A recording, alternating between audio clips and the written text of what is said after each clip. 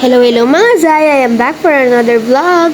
For today's video nga, namalingkang nga kami para sa New Year. Naghihintay na nga lang kami dyan ng tricycle na masasakyan papunta sa palengke sa Guagua. Unang-una namin pinuntahan ay ang Red Ribbon para makabili ng cake.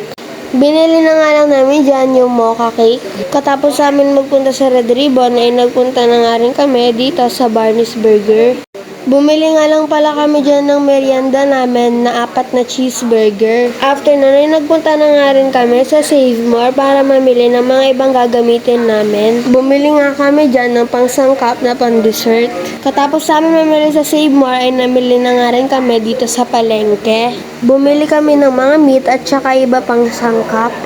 After namin mamili ay kumain naman kami dito sa Agnes Canteen dahil nga masarap yung luto nila dito. Katapos namin kumain ay kinuha naman namin yung mga pinamili namin sa Save More. Iniwan kasi namin yung mga gagamitan namin doon para hindi hassle pag namili kami sa palengke.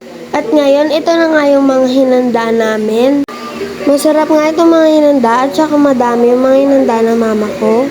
Naganda lang kami na lechon belly, pork chop, spaghetti, sisig, at saka patatim, tsaka graham at barbecue. May lagang baka nga rin pala kami. At meron din mango sticky rice, at saka biko. Talaga na-enjoy ko dahil nabusog na naman nga ako. Meron nga rin pala kaming charcuterie board. Nag-enjoy nga kami sa New Year. At syempre, nabusog rin sa mga inihanda na nanay ko. Nagtorotot rin ako at saka kumain ng 12 grapes sa baba ng table. Dahil kasabihan nga nila ay kada grapes ay mag-wish ka para magkatotoo raw. Tumalon na nga rin ako para tumangkad ako kahit papaano.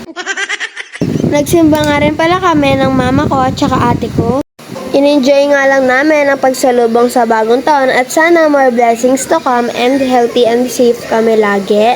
Nagpicture-picture na nga kami ng mga family ko dito at katapos ng nagpicture ay kumain na nga rin kami.